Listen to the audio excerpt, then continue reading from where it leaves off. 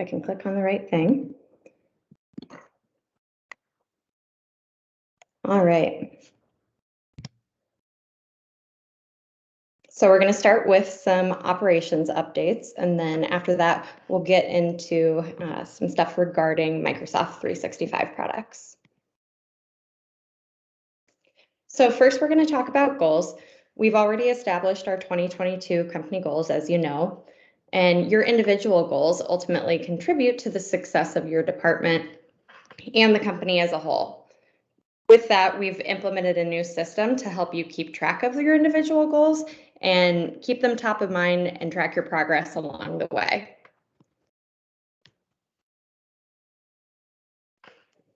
To do so, we've made some updates with performance reviews.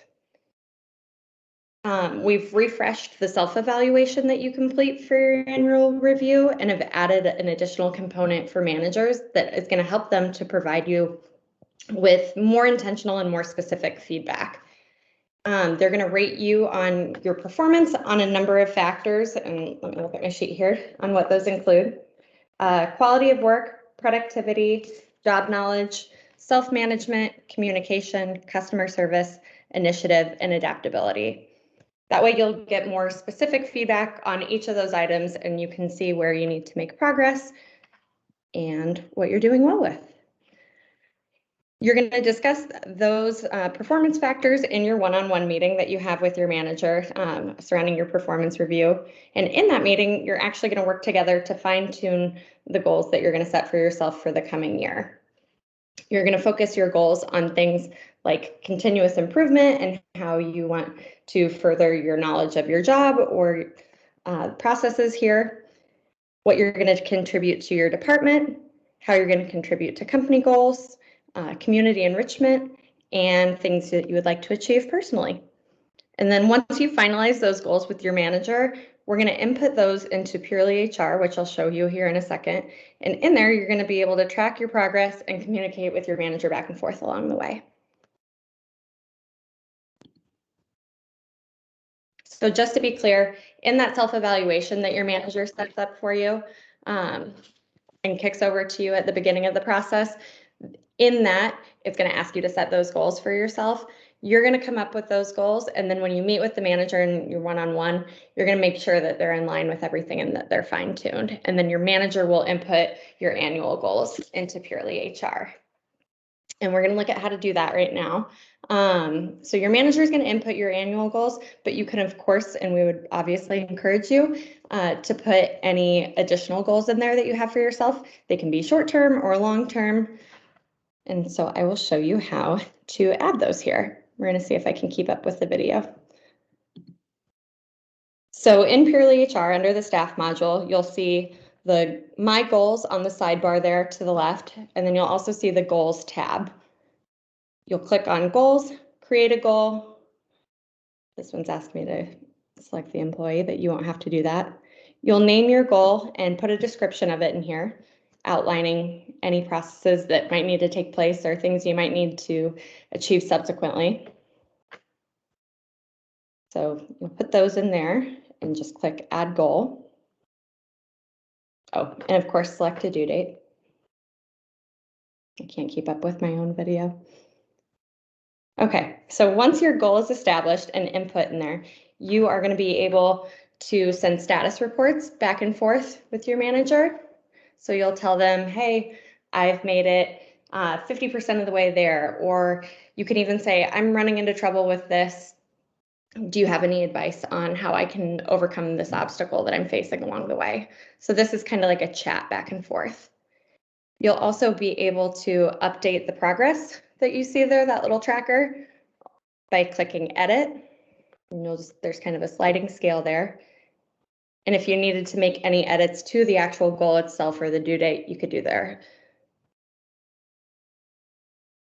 And by clicking View Comments, you can see all those communications between you and your manager.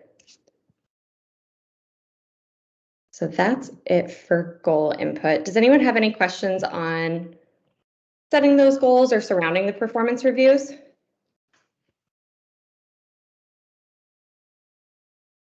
Cool, exciting stuff.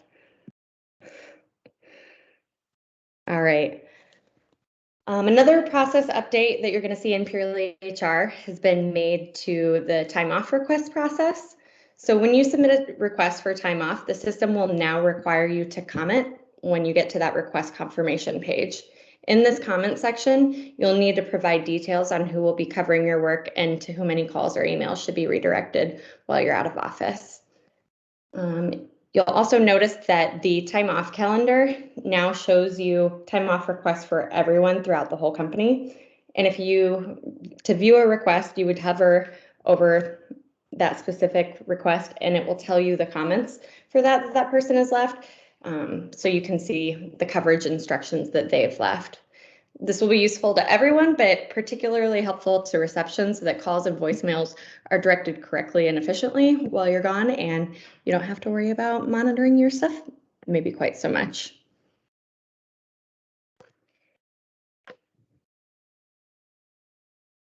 All right, we're moving kind of quick. So the next thing. May I add something before we move on? Okay, sorry, I would raise my hand. Just a couple things as far as the goals go. That was kind of quick and dirty, but the reality is that the way we're going to be doing this, Lauren's kind of showing you the process of how to enter them in a technical way, but the reality is that you'll be having these conversations with your managers. So you're not just going to have to like sit down and off the top of your head come up with goals once a year. These should all be things that are fluid, that you're working on, that you're discussing in one-to-ones. So the point of this is more of a trackable spot to say, you know, here's what I planned for the year, here's how they ended up, and then kind of year over year, you can go back and use those as a resource. So this was more the technical version of how you enter them in, but your managers will be having more extensive conversations with you guys about goal planning in general. So just kind of wanted to add that as so it doesn't seem so fearful or overwhelming with that piece of it. No, thank you for saying that, Susan, because yeah, the whole idea behind this is that a lot of times when it comes time for your performance review, you're going to sit there and you're going to talk to your manager about like, okay, here's what I've done this year, here's like where I'm at with it, and here's what I want to do in the coming year. The goal is to not just have that conversation on that day and then kind of forget about it and like hurry up and think about it that same time next year when it's time to do your review again. This is a way of keeping those things top of mind and keeping that conversation going and keeping it as kind of an agenda item, so to speak, for the one-on-ones that you have with your manager on like a weekly or monthly basis. Yeah, and then just to add to the time off request, we're trying to enhance communication around here in general. So this is going to just be a start of an initiative to, you know, get us in a better direction here. So you guys have access to see everyone's time off in Purely HR. So you at your desk can help yourself to figure out who's off today and who's not off today. And then if you click on that person, it shows you who's covering their calls. So it's really helpful if for some reason you're out and about and you just need to call in. Donna has access to this. You could call Donna up front and just ask her if she could pull it up for you real quick, and she would be able to tell you that. I know that Lauren mentioned this, but everyone can see the notes you put in there. So you want to make sure that you're putting only appropriate things that you want everybody to see, just reiterating that. But this is hopefully just one step closer to making sure everybody kind of knows who's working that day and who's not. But the reality is also there's people that are working from home, which doesn't mean they're off that day. So if they're not off on this calendar, then they're working. So feel free to use the other tools that we have to communicate with each other. So if I'm working from home on a day, you can send me an email, you can call me, you can send me a chat in Teams. If I'm not marked as off on this calendar, then I am working. So just kind of want to make sure that we're using those tools instead of waiting a couple days. Oh, Susan's not here today, I'll ask her in 5 days or whenever I see her next. Like these are, that's not your only option. Those are things that you can use.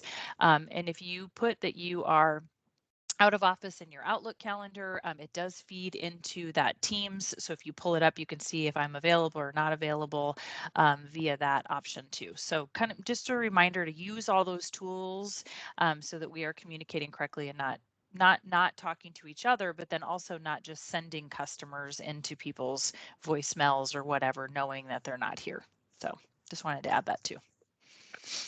Definitely. And later on, we're going to talk about how you can actually sync up the Purely HR like time off calendar with your Outlook calendar, so you can just view it within that. So you probably already have the app on your phone. That way you wouldn't have to like Susan said, the example of like calling Donna to ask her to pull it up because you're not in a position to like log in and whatnot all the way to Purely HR. Chances are you have your Outlook calendar handy anyway. So there's a way for this to feed into that. And I'm going to provide instructions on how to do that as well.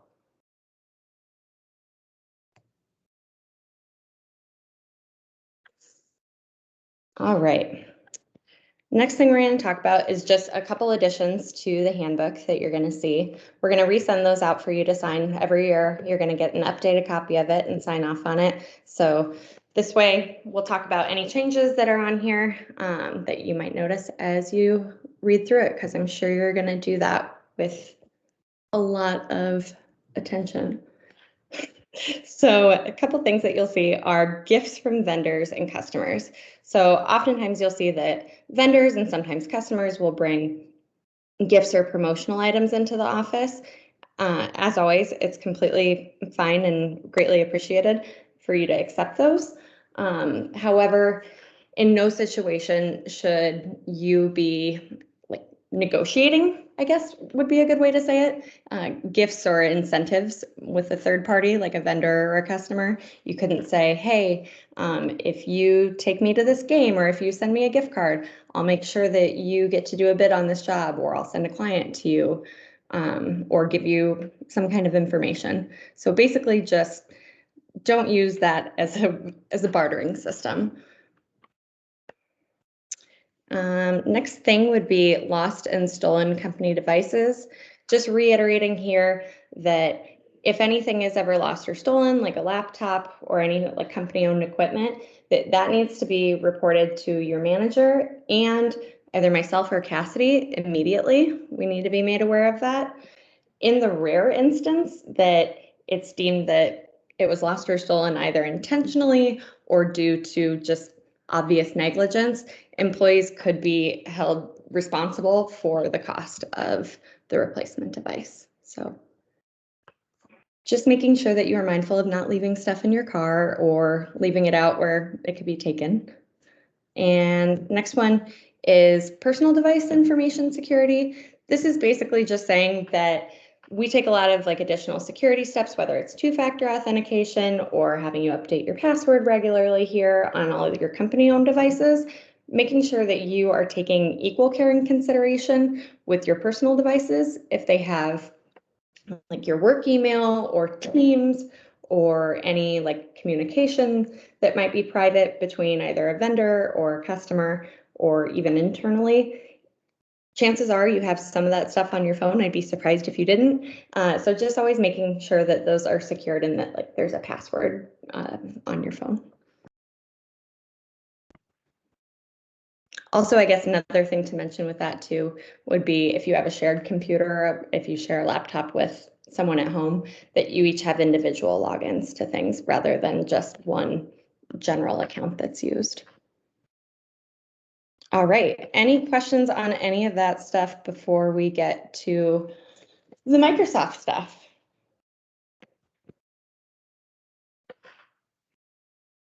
All right.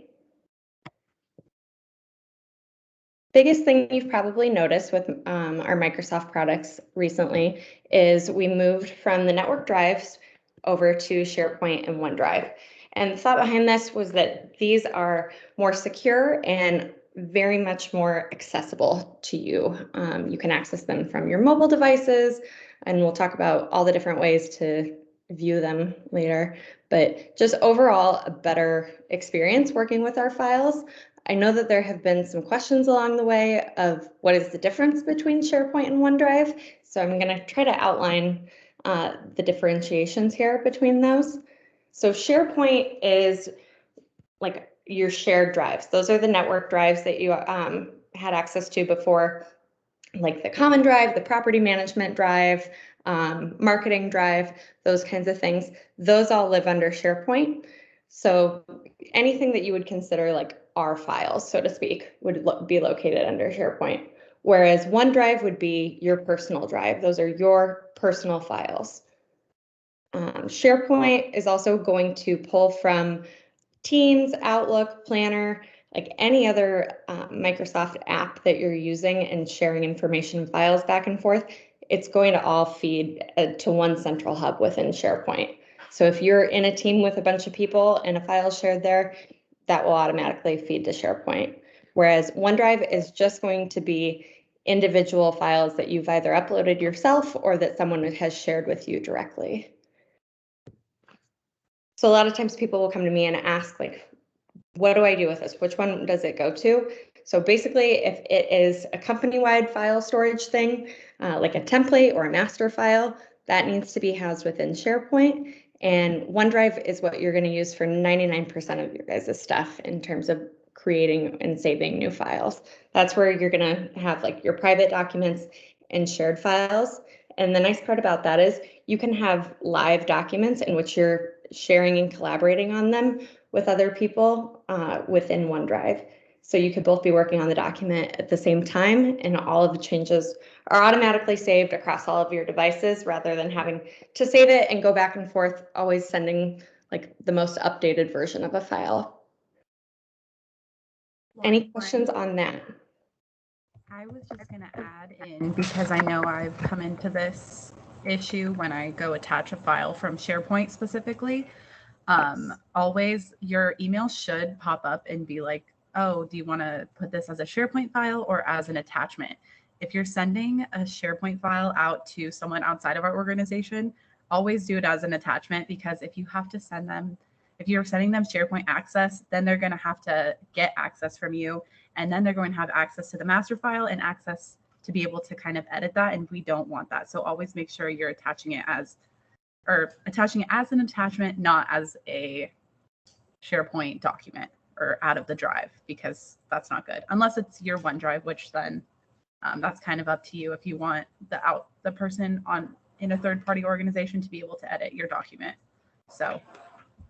No, thank you for saying that, Cassie. Yeah, if you try to share something with them from SharePoint directly, yeah, it's going to send you an email that says, hey, this person needs access to this file.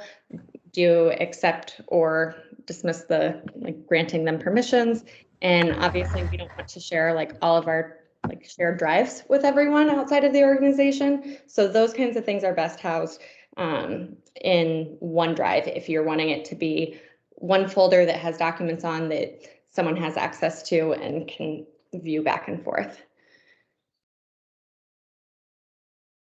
All right, so accessibility, obviously the main reason that we migrated everything over from the network drives to SharePoint and OneDrive is accessibility. In the past, it was not easy at all for you to pull up like a file that was in, like, say, the property management drive if you're out on site or at an appointment. So now, regardless of what device you're on, if you're on your company-owned device or if you are on your own personal laptop or even just like on your phone or tablet, it's the same stuff everywhere, just as easy to get to. So if you are on your company-owned computer, you'll see the SharePoint and OneDrive folders under your File Explorer, where same place, but essentially that your network drives lived before. If you're on your home computer or a personal device, you can just visit pjmre.sharepoint.com or pjmre.onedrive for full access to those files, and they will stay updated and sync between all of your devices, no matter where you are. You will just use your email login for those when you get on them via the web. And same thing with the SharePoint and OneDrive apps. Just as you may have downloaded like the Outlook app and the Teams app, there are apps for SharePoint and OneDrive, whether it's the App Store or like the Google Play Store. You should see them in there. And again, you'll just log in using same email and password that you do to log into your computer here.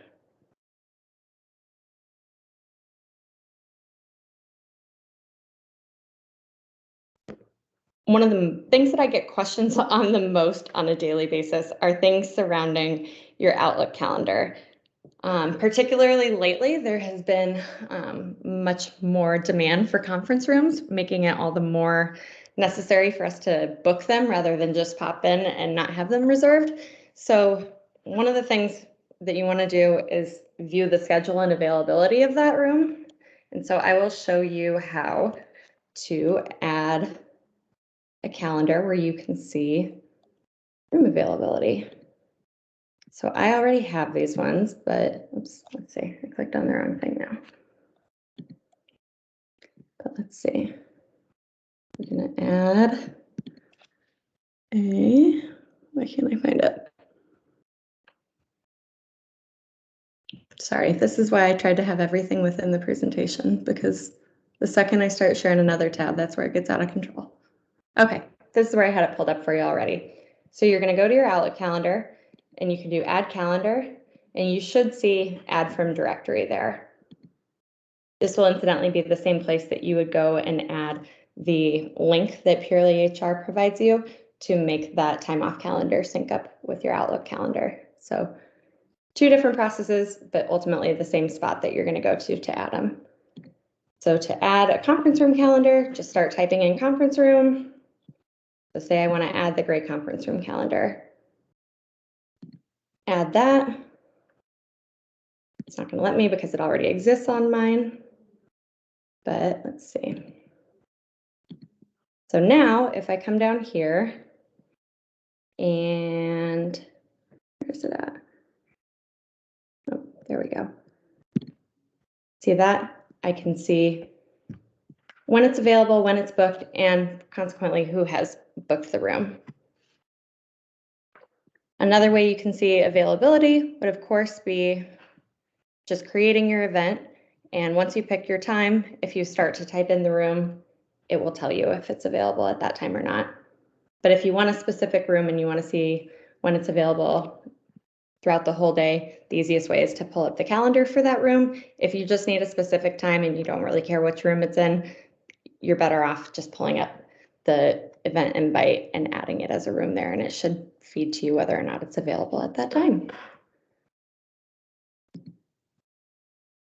Any questions on conference room booking?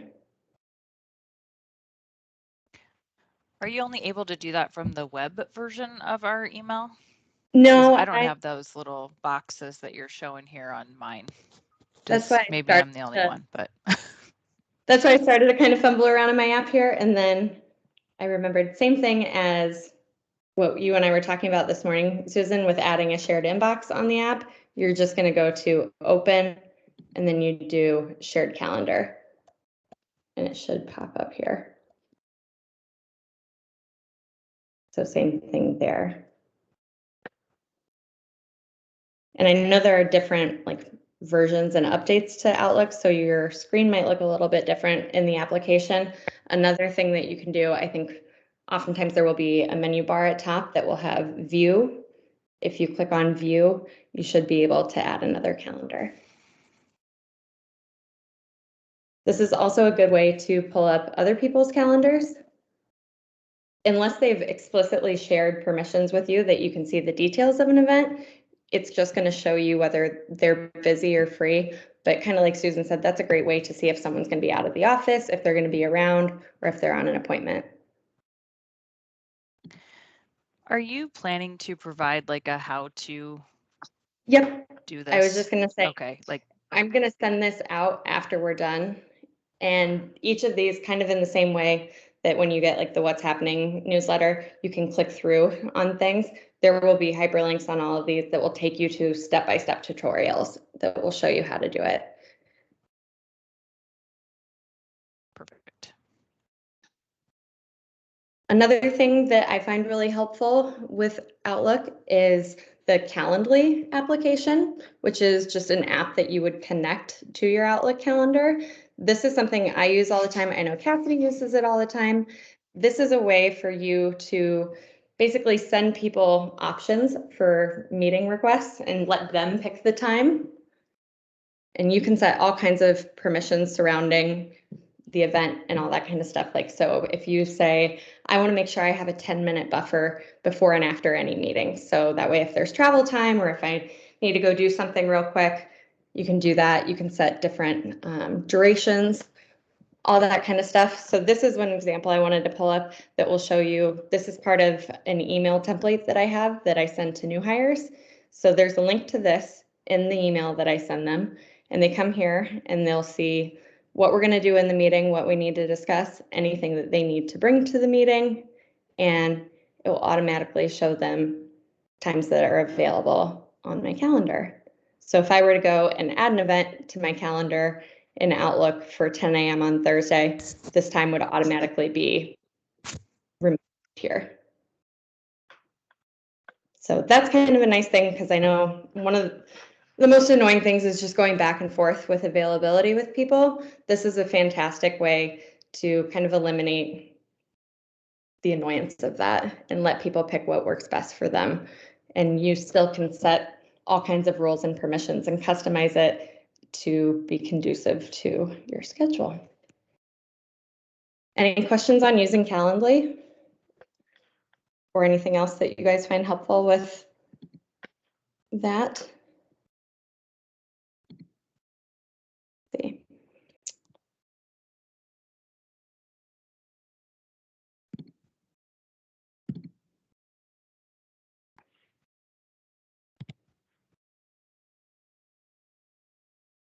So this is just kind of showing you those steps. But like I said, there's going to be a hyperlink here that will take you to a step-by-step tutorial for how to do all of these things, including adding that time off calendar from Purely HR. Another thing we have coming up on the horizon, this is one that I'm personally very excited about, is updated email signatures. So a lot of times you might notice that your email signature looks different depending on what device you're logged into viewing it or what device you're logged into sending it. We're going to implement a new system that will attach your email signature on the back end. So once you hit send, then your email signature will be attached. So it's always going to be consistent no matter what device you're using. So you won't have to worry about adding your email signature, and we'll have nice new templates for those and have those all updated for you. Any questions?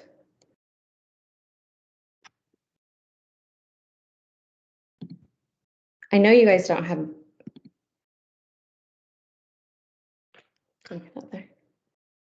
I know you guys have to have questions, because between Cassidy and I, there are a lot of things that on a daily basis are discussed in terms of what can I do with Outlook? How do I add even your 3CX headset, or setting vacation mode with your phone? Do you guys know how to do that? In 3CX, you can add a vacation schedule so that it will automatically redirect calls to someone else. So like we said, in your time off request, you're going to say who your point of contact is. You can actually program 3CX to redirect your calls to that person too. So that's something we'd love to show you as well. Will that be in the tutorial that you send out also, Lauren? With Yep. the rest of the stuff? Okay. Yep.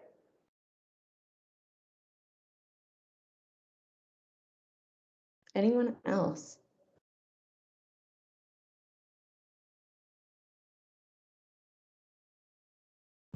I know. Well, that's sorry, Lauren. no, please. I was going to say a big question I get all the time is people's headsets not connecting, or the sound when someone calls me, I can't hear them, or vice versa.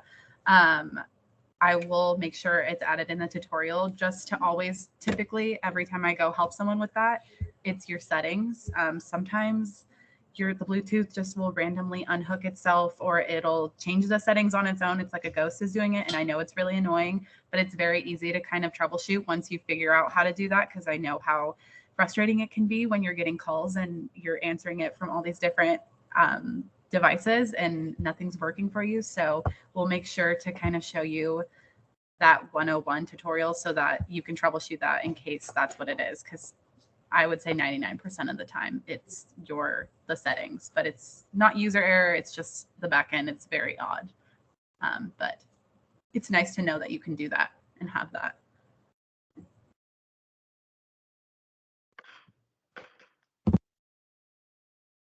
So And when if we there are have any of those issues, things what's you wanna- the oh, sorry. what's the right protocol for those types of things? Can you share what you'd like that to be? When someone has an issue with their device. With my trying to book an Outlook calendar conference room, it doesn't work, or my device doesn't work. I mean, what do you guys want? How do you want that communication to come down? Any of it. Definitely. Anything booking related for like a room, you can always go ask Donna. She should be able to tell you availability of a room, help you find the calendar for it if you want to just view that. She should be your main point of contact for any room reservations or any meeting related things. Any device related things, Cassidy and myself can help you with. I would start with Cassidy, and most of the time she can figure it out. If not, then we'll loop in me and or Leighton Flower. But you guys can always come to us with those kinds of things. Time off requests, those should be any details surrounding who your point of contact should be, what your out of office needs to say, all that kind of stuff. Though your main point of contact for that should be your manager.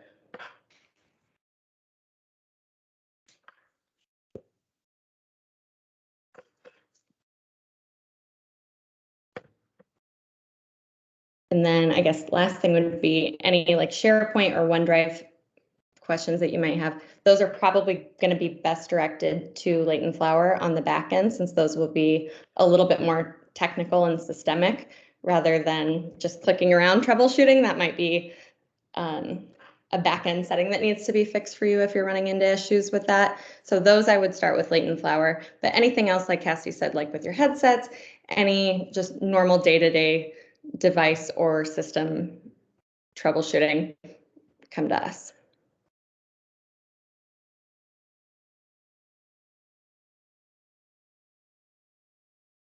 All right. If no one has any questions or anything that they'd like to share, then I guess we will call it. Is there anything that's working for you guys that you want to talk about that you've started implementing that has been really helpful?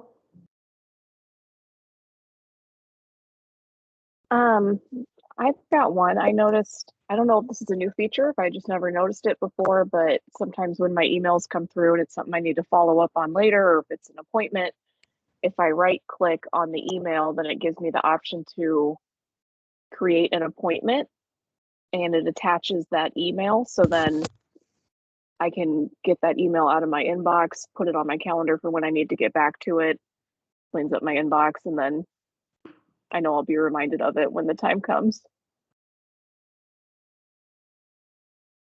Yeah, and it will put all the details of that email in that appointment too. So it's easy for you to reference back to when it's time to follow up on it. That's a great one. Thank you, Amanda. That's a really good one.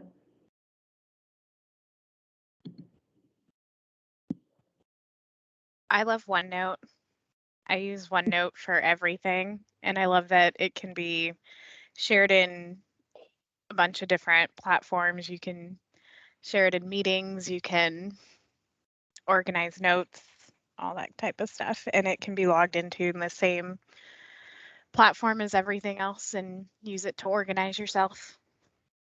Yeah, I love this. I use this for a lot of stuff now too. And what I like most about it is that you can create different notebooks or different sections and organize things by that. And then within that notebook, you'll obviously have your different pages where you can take meeting notes, all that kind of stuff. There are extensions for Google Chrome and all kinds of stuff where you can like easily clip things from the web and have it automatically go to a OneNote page or notebook. You can insert conversations or tables kind of same way that you would in Word, but there's a heck of a lot more that you can do with this in terms of integrations. You can add audio recordings, you can link meeting details to it, any like handouts from a meeting. You could essentially have the whole thing that like Amanda sends out after the residential sales meeting that has all the meeting minutes and attachments, all that kind of stuff. You can easily make stuff like that in here. This would be fantastic for board meetings, for HOAs. Will we have some more follow-up training then on OneNote? Yeah, absolutely. And honestly, that's what this discussion should be, guys. Like, what are the kinds of things that you want to learn or better get into within these programs and systems. I could sit here and all day and tell you about like what the handbook says and stuff, but the biggest thing that you're going to have takeaways on are the systems that you're using day to day. So anything like that that you want to learn more about, I would love to get into. And I can provide some resources. The way that I've learned all of these are through Microsoft has awesome tutorials on their website that really put it in plain language. So it doesn't get too like tech heavy or too specific. It will just kind of lay it out, and they have different webinars and classes that you can go through on there for all of these different programs and apps. So even if you already know how to use Planner, you can find out different ways to get more into it and get more out of it. So will you link those tutorials and stuff in notes from today too? Yeah, absolutely. Perfect. Yeah, I'll put a final page on there. I actually had one that has different resources and different videos and things that you can watch that I found particularly helpful. And we're going to send this out after the meeting, and then I will also have this on the course site under the company resources under the training tab. So you can always go back and refer to those there. Because I know a lot of things I can show you today, but unless you're in the moment doing it, it's a different story. So you can always go back and find those kind of tips and tutorials on the course site.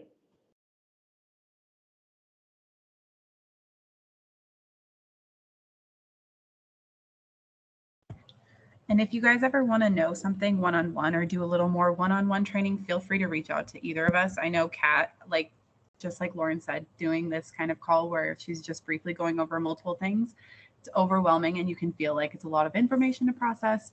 I know Kat Betts reaches out to me all the time to kind of go over things with her. So feel free to do that. Like, and if you want one of us to go over OneNote specifically with you, tell us, we'll schedule something. That way we can get ready for it and kind of show you one-on-one. So, because it's easier to like do it alongside you than kind of just show you a tutorial like how Lauren was explaining. So feel free to always reach out to either of us for that.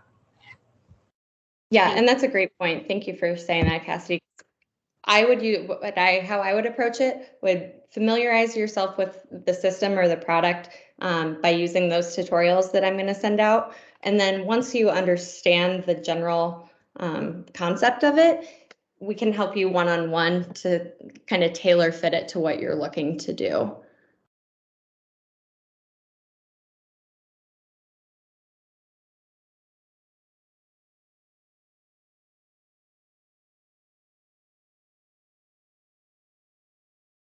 All right, everyone. Thank you guys for making time for this today. And we will be sending those links and the presentation with all the instructions on how to do the things that we covered to you later today. Thank you. Thank you. Thank you.